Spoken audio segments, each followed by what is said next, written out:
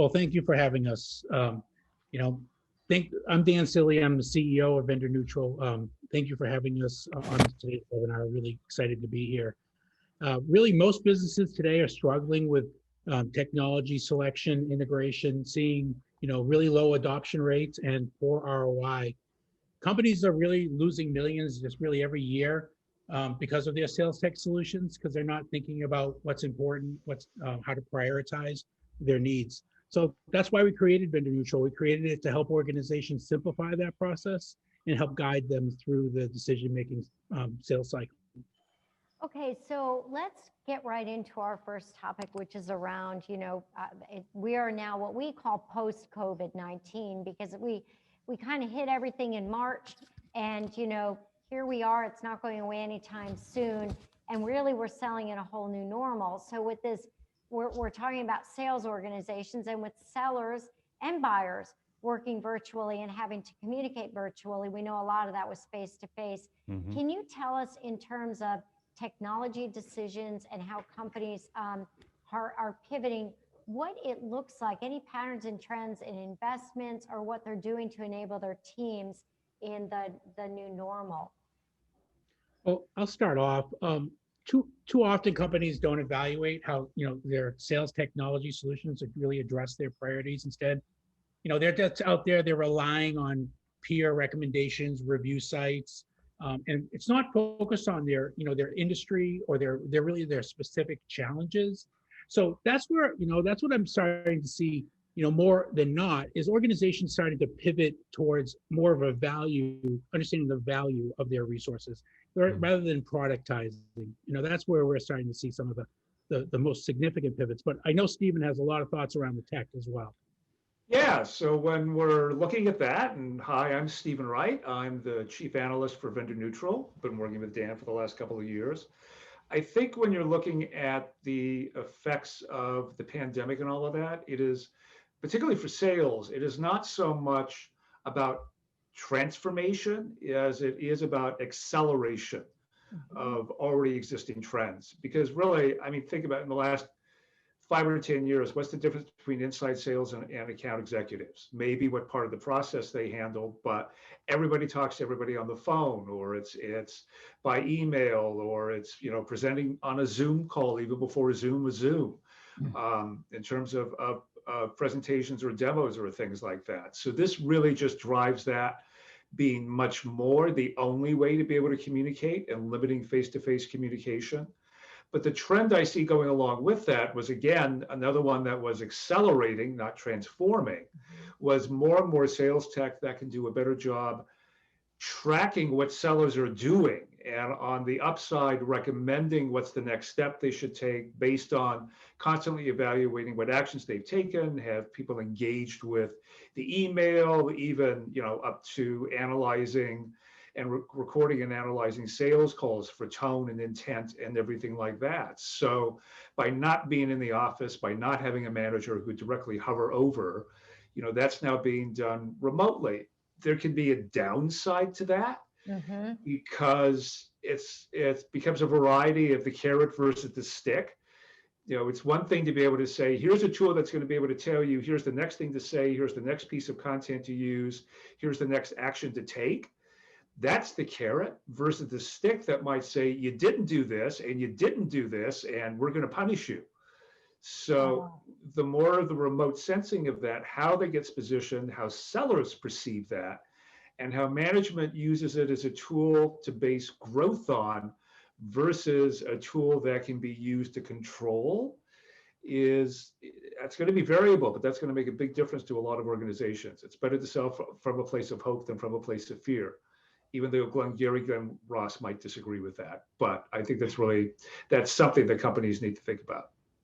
We're seeing a big need for the frontline sales manager to have information tools to help him or her just manage their team better, coach their team, if you will. What we know is that a lot of frontline sales managers, they've been promoted from the ranks. A lot of them were the best sellers, right? And then the next step is be promoted into management. And what we find so many times is that leaders come to us, and the big challenge is that they're not really coaching the team, they're selling. And because that's what they know. And, so in this environment, do you have any advice for how leaders or how frontline managers themselves can leverage certain types of technology or, to help them manage and coach their teams better? And to your point, we hear you on the whole big brother aspect of this, where, are you really just standing over me, or, how is this used as a carrot instead of a stick? I'd love to hear your thoughts on frontline sales management enablement. Well, I'll let Stephen take most of this, but I can say that adoption is probably one of the most critical parts of bringing on any sales tech solution. And if a manager is not working and communicating and effectively, training the rep on the value of those solutions and then showing them the results repeatedly, they're not going to be on board. They're not going to participate, and they're going to be, a flaw in the process. So, that's where I'm starting to see it. But Stephen, what's your thoughts? Well, an awful lot of a wide array of solutions in this space, from sales enablement, content management, through account and opportunity planning, and all kinds of others, very specifically identify that they can target who needs coaching and when. And along with that, it's a question of who's watching the watchers, being able to observe how managers are engaging, when they're engaging with sellers and all of that, but actually guiding them and recommending actions, giving them data-driven decisions from the tool about who to talk to and what to talk about, and even to be able to suggest training and all of that, because I'm not going to suggest a first-line manager is going to be an expert on everything. But if they can be pointed to what's the training available to do that, that's going to be able to help someone, even to what they need to be coached about, and have some ideas with that. That can be an effective tool, but all of that has to work within the understanding of what is the role of a frontline manager within that sales culture, not just the process and the technology. So how do you see the role of the manager, the frontline sales manager, changing or shifting at all during COVID? Because, when things happen, it puts pressure on a situation. Mm-hmm. So if you have managers that are just not highly effective managers, you can hide that to some degree because they're hanging out with salespeople. They're the big salespeople. But when you're not connected with them and you're at a distance in COVID, what happens? Are you seeing any trends in terms of changes in behaviors beyond just the technology? Well, at the beginning, I saw a lot of interesting things happen. I saw daily check-ins. What a mistake! You're now virtual, and your manager is calling on you every single day, asking you what you're doing, how you're doing it, and it's not effective. It's putting them under a microscope and not enabling them. And then the technology on top of that, providing a lot of insights. Really, the technology can provide plenty of insights, plenty of visibility into what that individual is doing virtually. You don't need to do the daily check-in. There's still an opportunity and a value in the check-in, especially in the coaching opportunities. But I don't think that we need to be hyper-focused on what our reps are doing. We need to give them a little freedom. And I think that's where we're going to see the greatest success in this virtual world. But Stephen, what are your thoughts on the tech side? Well, I think one of the interesting things in a more virtualized work from home environment is, if a company has a relatively robust sales tech stack, all of those tools produce a lot of data, but an awful lot of companies that have even a fairly small subset of those tools with all that data do a remarkably good job ignoring the data and really using it to drive decisions because, I see them in the office. This is what it feels like. This is my finger to the wind in the direction that I think we're going and all of that. And, because I talk to these people and I see how they look today. When you can't see them directly and all of that, you've got to find another proxy to be able to do that. And look, there's data. So I think there's a lot of time that not just frontline managers, but the level above that and the level above that, to really start looking at, this is data you've already got. Start doing the analytics properly to know what's working, and also to spend time identifying what doesn't work and why, and get past the immediate personalities and the nonverbal, whatever interactions you have with your sellers face to face, and actually look at the actions, not just their actions, but your actions. And you've got the data to support that, to tell you what you're doing. So working from home almost removes a veil that I think has made it more difficult for people to use data and can give them an opportunity to be better about it. So in the spirit of data-driven creative problem solving, we may actually have an improvement or an increase in the data. We've removed that veil, so now we're more, Right. more dependent on that. So now we have to know, what do we do with that, right? So there are probably technologies that can help us start to think differently about that data as well, right? Yeah, and I think the way to think about that is when you don't have access to one means of feedback, you can focus more on the other. By the same way that if you're just talking to someone on the phone and you don't have any visual clues like we have here, you listen in a different way to be able to pick up, a lot of other cues and all of that. So Stephen, you said something interesting before. listening to that data when you have other input that's not available. So Stephen, you said something interesting before about acceleration, not just transformation. Right. And, we're seeing an acceleration of use of a lot of technologies, but where does it become transformative where we start to do things differently? So I'll give you a quick example. We see an acceleration in the use of online like this communications, right? So the idea of just getting on a conference call and dialing in fact, I did it the other day because we didn't have video connection. Yeah. And I was like, wow, this feels like the old days, right? I know. So that's becoming foreign. So we're actually accelerating into that, but it hasn't really transformed yet because we're still, talking to each other like this. We may have a little talking head in a box with a PowerPoint. When do we start to see transformation as a result of some of these technologies to really start being able to connect better or do things better at a different level, not just incrementally? Well, one of the areas I always go to when I've been talking to vendors about this about years, and it's going to sound like a small thing, but I think it's both transformational and generational, is how much of selling is going on over text these days?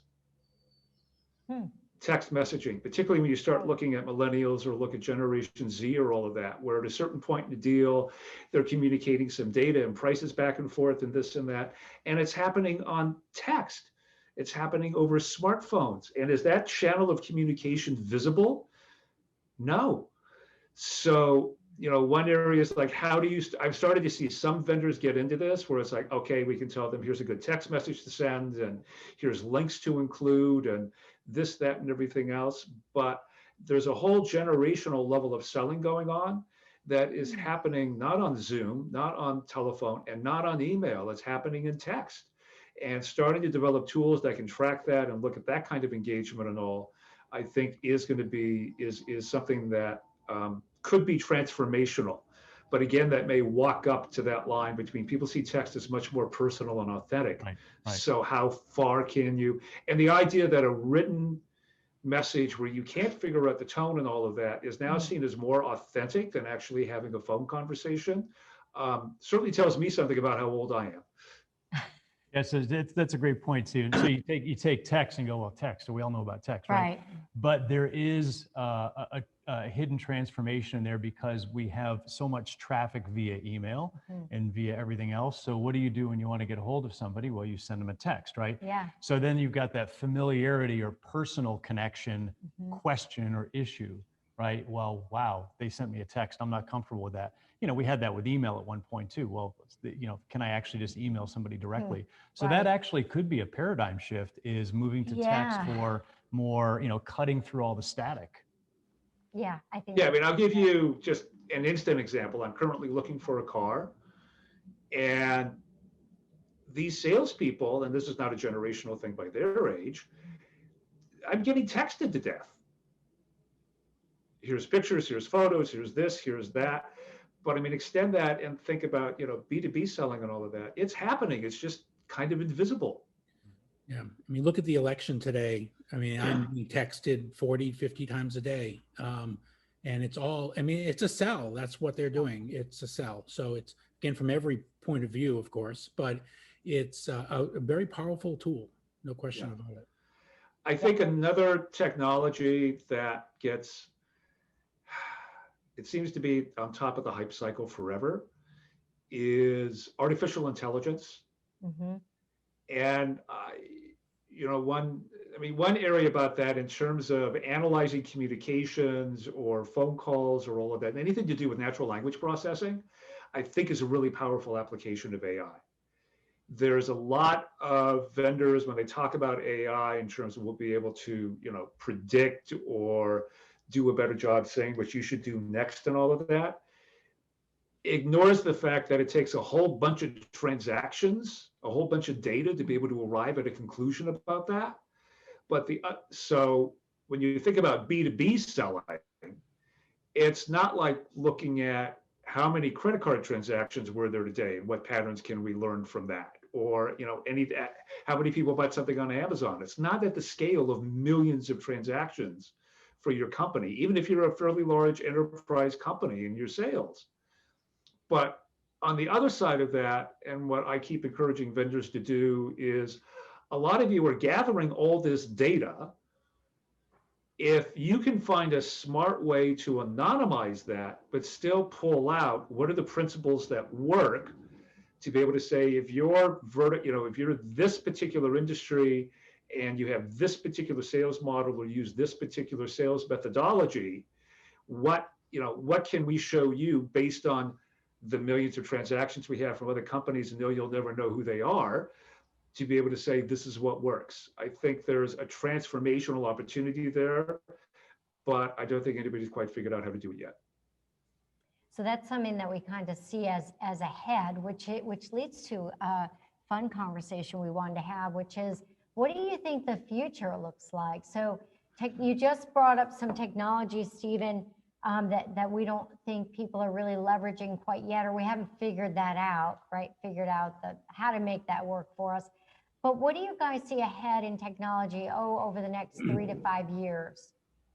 Well, I think it's more the foundation in the identification of technology that's kind of required, because what's missing today is cross-functional collaboration within these organizations. You have all this siloed departments and resources and data and insights, and nobody's sharing, nobody's working together. And that's where the greatest opportunity is. And ignoring that opportunity is you're ripe for failure. You're not going to have the opportunity for success if you're not organizing together.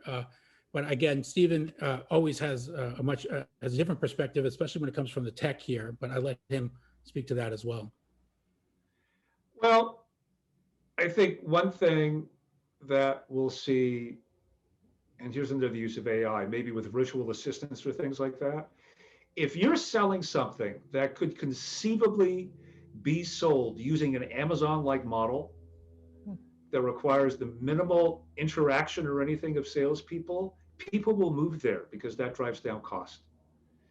If you're selling anything that does need more consideration and all of that, you've got to pick the right technology that's going to support that. So if I think there's a great future for a lot of cold calling and all of that, and first reaching out and contact to become completely automated and not even require people, but to be able to nurture a lead as far along as you can before you turn it over to someone.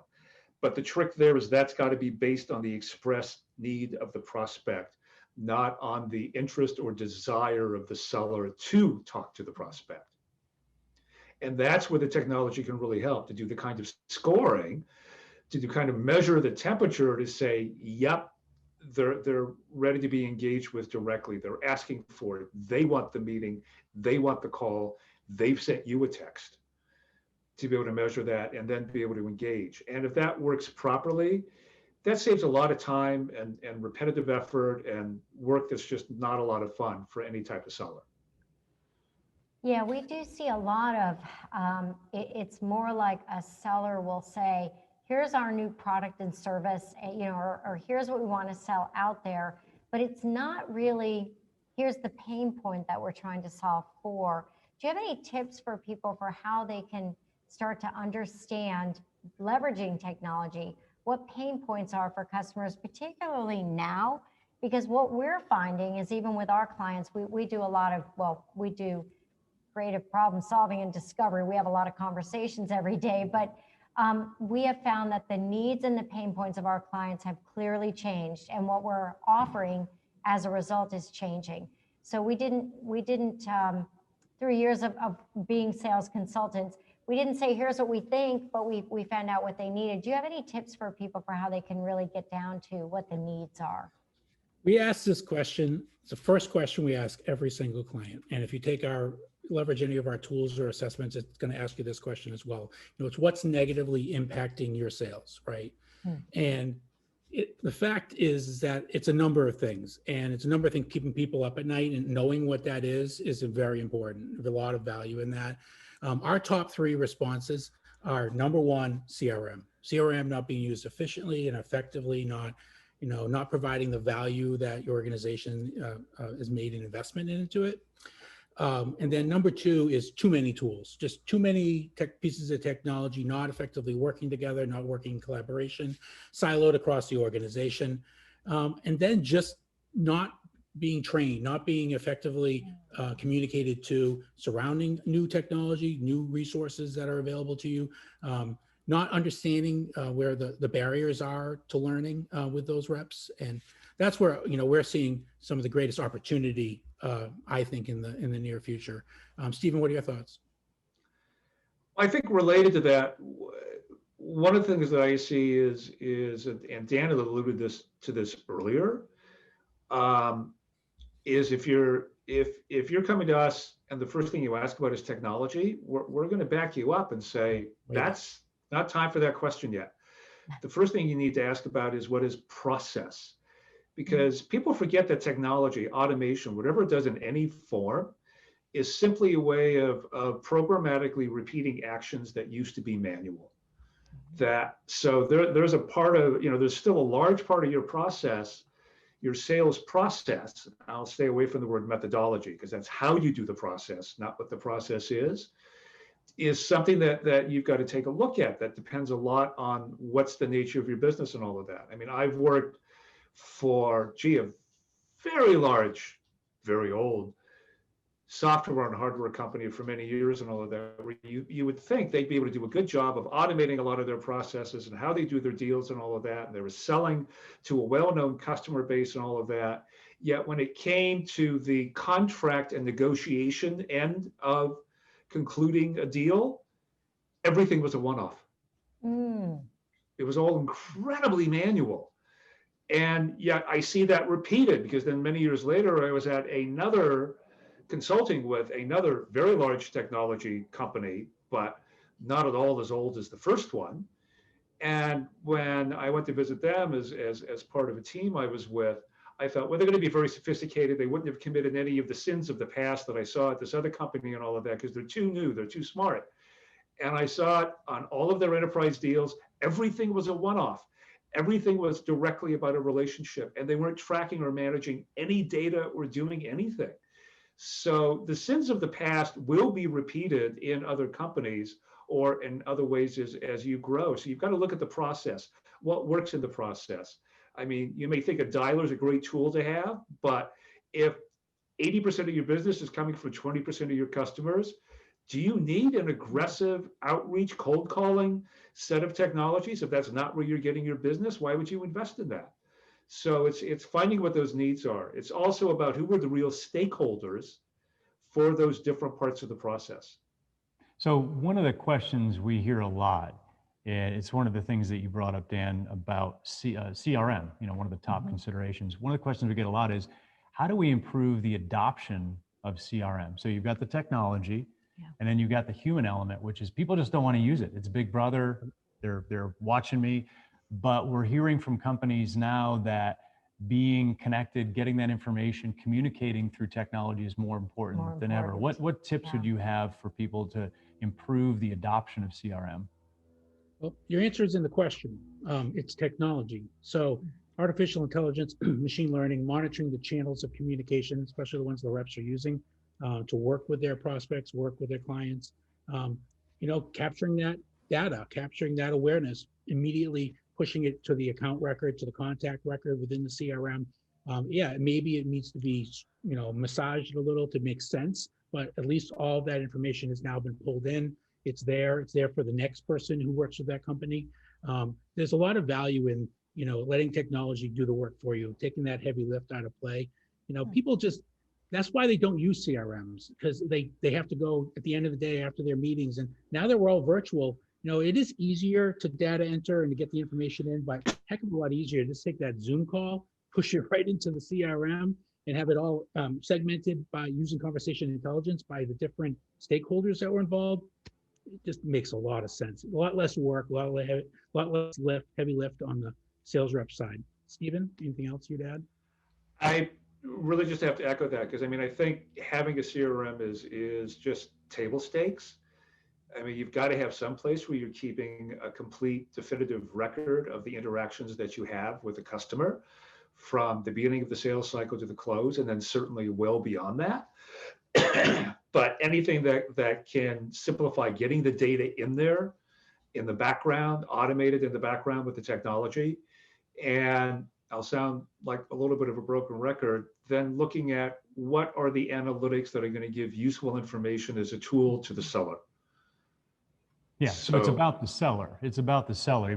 So you're saying it's easier for them to enter the information now because they're at their desk and they can just. No, but this is really about tools that will enter the information for them. Okay. Right. The phone call and all of that's just transparent in the background. That's all entered there. Good. It's then a question of how do you transform? Well, I hate the word transform sometimes.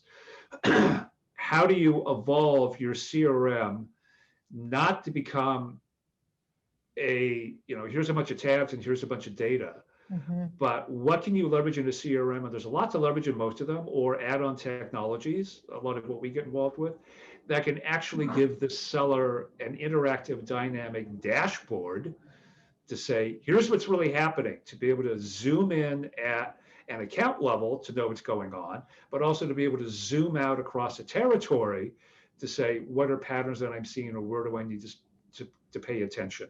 Yeah. So that exists that exists today in the CRM.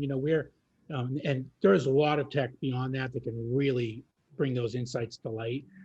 But today, the dashboard is the most effective tool in the CRM, and based on the company's hierarchy and the organizational structure, that data is then visible, of course, at the highest level in a different view than it would be at the end user level. So that's what the real power is today, is making sure that the data is there, and then it's communicated through these, personalized dashboards that are effectively communicating the information effectively. So Dan, I can't help but notice all the different types of software technology vendors you have behind you, where you're sitting, and and I think one of the messages that communicates is, wow, there's so much out there. It's confusing, right? And then you get this technology stack of so many things. And one thing we're seeing companies working on right now is, how do we get, as you said before, how do we get it to all work together? If you had to pick, say, the top 3 categories that you must do as a company, and you got all this stuff you're doing, but what are the top 3 areas that you'd say, this is probably the most important thing that we see companies need to use in terms of technology? If you didn't want to get into the entire stack, what really, from a Pareto rule standpoint, what really makes a difference for companies? Well, when we're thinking about the virtual world, first of all, conversation intelligence, understanding what is being communicated by each individual in the sales process, very powerful. Sales engagement, prospect engagement technology, I'm not going to call out vendor names, but that's a very strong area of growth in the sales tech space. And then sales enablement, content management, the largest number of the largest category on our landscape. It's loaded with organizations from that are focusing at the SMB through mid-market, right up through enterprise, providing a lot of value, a lot of resources to the selling community. I can say one other thing, and I'll let Stephen, I know he's dying to say something here, but I'm going to say one other thing. This is a landscape of 70 vendors. The greater sales tech landscape today is 700. If you add CRM to that, it's over 800 solutions. That's out of control. Now let's think about the MarTech side. MarTech landscape has 7,000 solutions on it. It's insane. It's paralyzing. There's no value in a resource that and trust me, the people involved in that landscape agree. There's just no value in that resource for the buyer. So organizations like ours, we help clear the fog, simplify, and that's why we created this landscape. It's because it's simpler. It's still 70 vendors, it's going to be 100, but that's where we're going to stop, because there's no more than 100 solutions that are needed to really support this enterprise space, especially large mid-market organizations that are really working to build a stack that works together across all of their stakeholders. But Stephen, I'll let you speak to this as well. Well, when it comes to the top three things, well, the first would be engagement. How are your sellers engaged? How do they engage in training? What information are they engaged with? The second thing would be engagement. How are prospects engaging with content? How are they engaging with email? How are they engaging with presentations? Even if it's just how are they engaging with a website? How are they engaged socially? And doing all of that. And the third thing would be engagement. How do you measure the analytics and all of that? Unless you can see that people are engaged or actively involved, are interacting and proceeding and conversing, whether for good or for ill, none of the rest of it matters. And if you look at almost every tool that we profile, it helps measure engagement in one way or another, to be able, whether it's from outbound prospecting or the sales enablement content management, or even if it's value selling, because either they're engaged in looking at their ROI or they're not. Tools that help drive engagement, such as compensation and territory management and everything. Certainly the skills development on our other landscape with the sales training, all of that. So that engagement, that is a lens to use to evaluate any technology you're bringing in. How does it affect, impact, drive, improve engagement internally and externally? So it sounds kind of Stephen. It just comes down to engagement. So that should be. So why do you suppose? Dan, you mentioned 800 different vendors, and then you said MarTech 7,000. That's a lot. So why is there a 10x difference between those two? They had a head start, and we have the B2C world to thank for that. So the consumer world is 10 years ahead of the B2B, the world when it comes to technology and resources. Now we're starting to see, because of the heavy competition in the B2C MarTech space, that it's transitioning now over to sales tech. So you're seeing organizations that were thriving in the MarTech space with their insights from website interactions. They're taking those same insights from the buyer at the B2B side, and then they're connecting it to the ERP insights and the CRM insights, and what's happened with a customer year to year and what's different. And is there an opportunity here that we didn't have before? And now it's all working together, and there's technology leveraging AI and machine learning on the MarTech side that's pushing it to the sales tech side, and now pushing you to call on that rep or call on that prospect immediately because there's something there. So I want to take a step back and ask this question. We touched on some of this, but not all of it.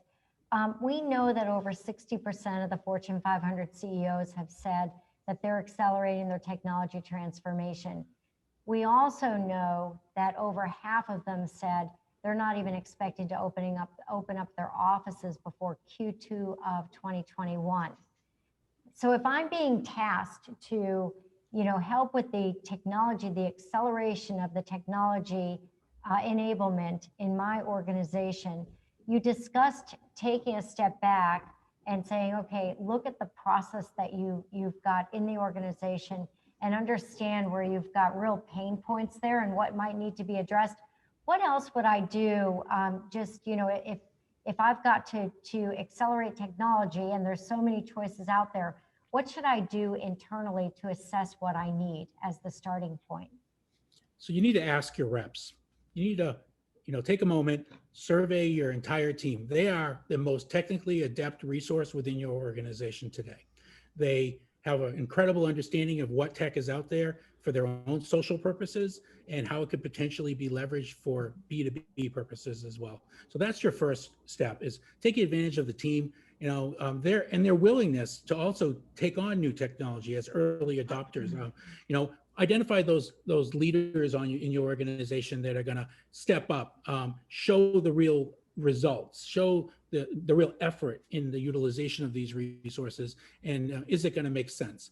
So that's the first steps that we, if you're going to be thinking about this, identify that group, identify those early adopters, think about them as kind of a target audience when you're communicating your strategy. Now, again, you have to do all the legwork ahead of time. You have to understand all of your stakeholders internally, what data they're leveraging, what resources they're leveraging, because there's a lot of overlap in an organization. You may have 4 solutions doing the exact same thing, and you're paying for all of them in each individual department. Why? So work together, identify those opportunities to remove the overlap technology, and we can help very easily identify those overlaps within an organization. But that's where I think you need to take the first steps. So, well, I just wanted to add a little bit to that. That all sort of fits in with what we call our stack audit, which involves 5 steps. Identify your stakeholders. Okay. Look at the technology. Audit all of that technology. What is it doing? How is it being used? How much are you spending on it?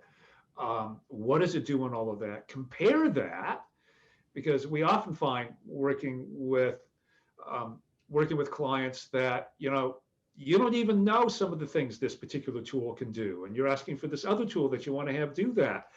It can do that. It might not be 100%, it might be 90%, but how much do you really need? How much do you really want? And then compare across all of that, and then know the questions to ask your vendors, but also ask your stakeholders and everybody else about what they need. I think one of the other things, and you mentioned it with transformation, is evolution and acceleration tends to be an iterative process. Certain CEOs, and it could be CSOs, or it could be a lot of people at the C level, sometimes I think sort of want to move fast and break things. That used to be, whose advice was that? Oh, never mind.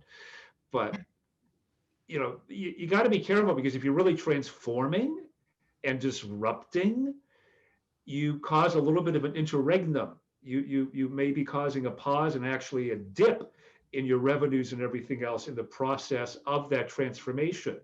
Now, depending on how realistic or valid or the competition or what the business model is, the end result of that may be worth that disruption, but it's a hell of a lot better to understand what that transformation may cause as a little bit of a dip and then a growth versus stumbling into that and not knowing that ahead of time.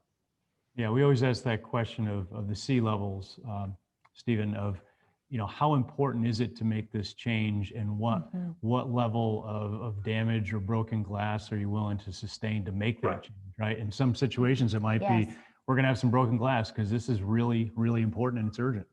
Yep. I want to ask a follow-up question to that is, as I'm assessing my technology, we'll often go into companies as a consulting firm, and we find out, that they've got a certain technology and this needs to go, it just doesn't work.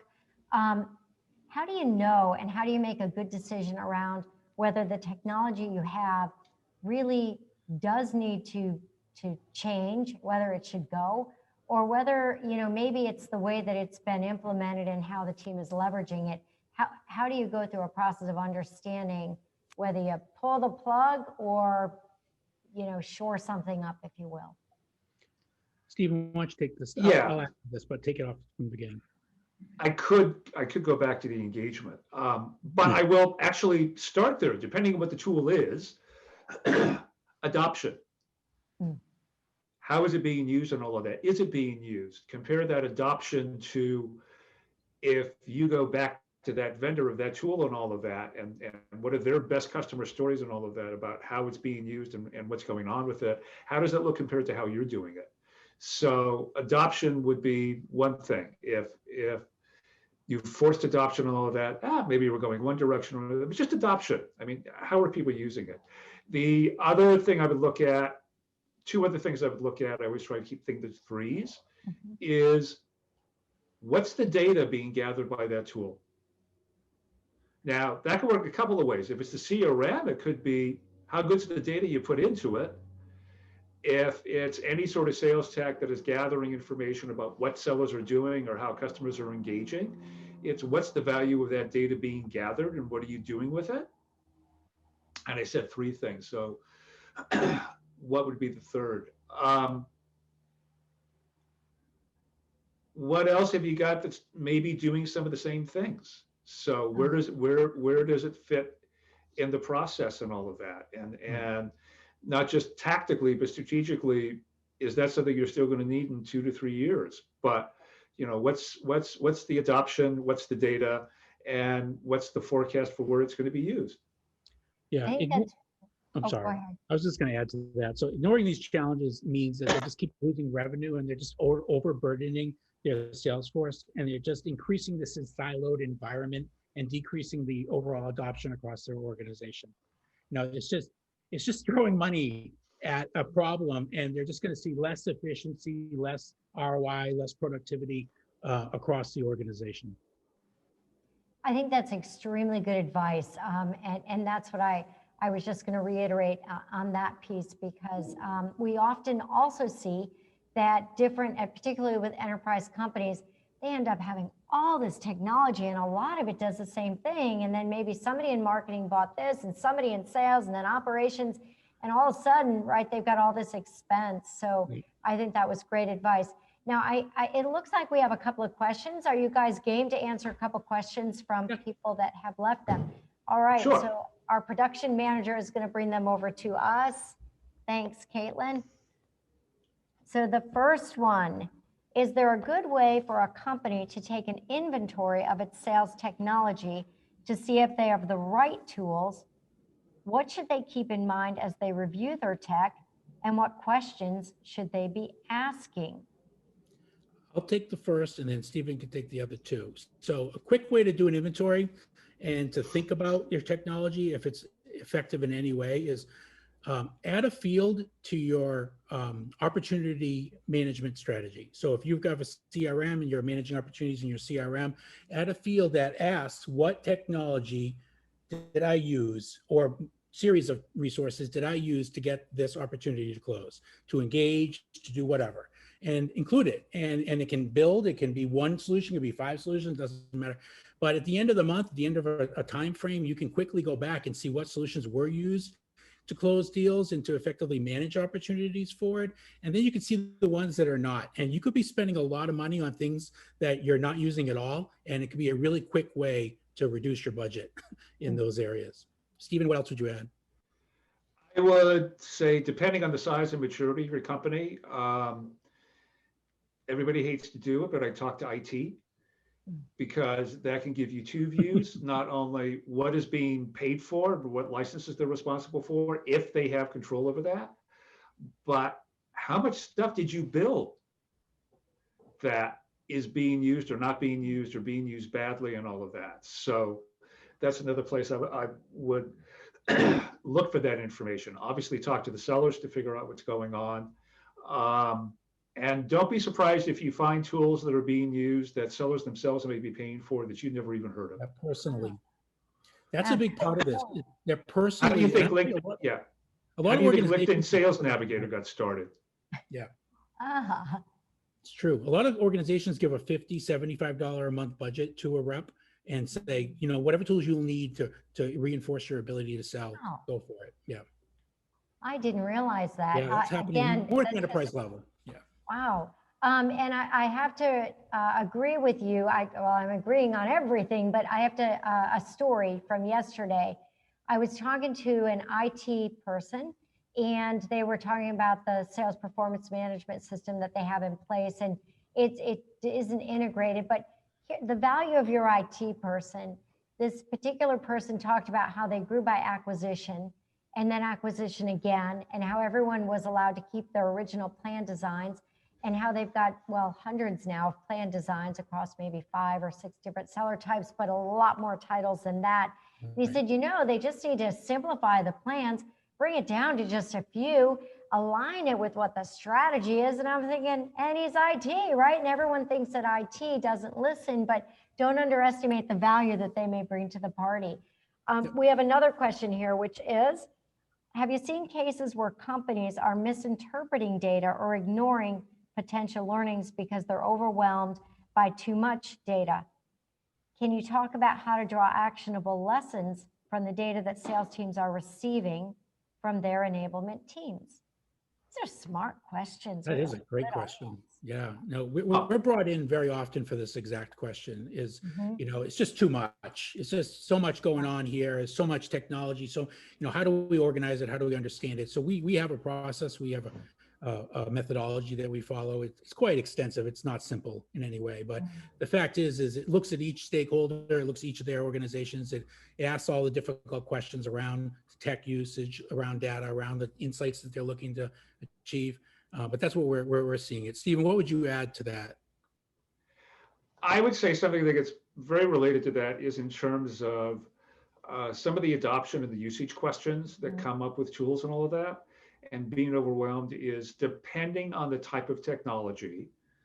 Sales enablement content management is one example, but it's true to all of them to one extent or another, is underestimating the internal requirements for ongoing support, administration, curation,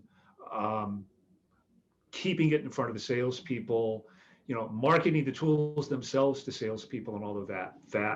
That is something where a lot of people, Jay, just thought it was going to be waving a wand, and it's not. If there's any sort of customization, if there's any ongoing basis where it's being used to communicate or what are sellers supposed to be doing, if you don't have the right people assigned to that, if you thought you could just throw that over to some little $20,000 a year admin and that was going to cover it, no, probably not. It takes a little more intelligence than that, or a little better, more experienced person that can be able to do that, and being able to get that out in front of the salespeople and demonstrate that value. I mean, it's sort of like, you go back to the CRM. Is it that the CRM is bad or that it was badly implemented? Whose fault is that? Right. Yeah. So I want to throw one more question if I can, because I know we're Okay, at time here, you and you kind of mentioned it a little bit before, which is IT, right? And this is like, IT is from Venus and sales is from Mars kind of thing. Yeah. So how do you get sales and IT to work together? Because we see all too often, sales gets the budget to do a new system, then IT gets involved. They start throwing up the roadblocks. They want to have somebody else because they already have that as the ERP vendor. And they just don't seem to see the world the same way. Any tips for how to get them to line up? It's communication. It's really, it comes down to communication and engagement, working with them ongoing. IT does not want to be obsolete. Everything's moving to the cloud. Everything's, a software in the cloud solution. And the fact is, IT's done a lot of work to especially in the enterprise, to build that foundation for their success. They've developed solutions internally to support a lot of these needs. That should be utilized. Those things should be leveraged in addition to sales technology to make a difference. So IT is not somebody that I would ignore. A lot of newer organizations don't even have the resource. They have a CISO, right, a Chief Information Security Officer, and they've jumped over IT because they've put it all into the cloud and they're leveraging third-party resources. But I can tell you this: it's an incredibly important resource, especially at the enterprise level. Stephen, what would you add? Well, I would say, one of the things, almost all of these tools have some level of integration and having data talking back and forth and all of that. So understanding what those requirements are and making sure IT understand that is critical. If you're looking at technology that you're acquiring, one of the resources, and I think vendors know, they just haven't, they don't put it out as content that they commonly share, is, so how have you involved IT in selling this at other companies you've been at, and based on other services or implementations that you provide as part of getting this up and running, what have you learned about talking to IT about this that we can use as part of selling this or other things and all of that internally? So there's a wealth of experience there. They may not be talking to their salespeople, they may be talking to the vendor's system engineers and all of that to really say, okay, where's the rubber meet the road? How do I convince IT this is a good thing? And smart vendors should be prepared to answer that. Well, this has been an extremely engaging discussion with you all. Thank you so much. It's been really great conversation. We really appreciate you, Dan, Cilley, Stephen, Wright, Vendor Neutral. Thank you so much for joining us today and providing some insights to our listeners. Next week, everyone, we're going to have a special guest, David Horsewood, and we're going to be talking about how you sell in a virtual environment.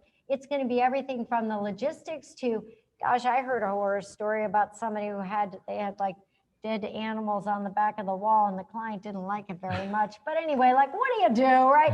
What do you show? What don't you do? As well as how do you have meaningful conversations? So please be sure to join us next week. We'll have a lot of fun. Again, thank you, Dan. Thank you, Stephen, for Thanks, sharing Dan. your Thanks, time Stephen. with us. And Thank everyone you. have a great weekend. I think Audrey is going to go get a cup of coffee and my chocolate croissant. Time to get out of here. Time Thanks, to guys. go. Enjoy your weekend. Happy Happy Halloween. Halloween, everybody. Bye-bye. Thank Happy you. Halloween. Happy Halloween. Bye, guys.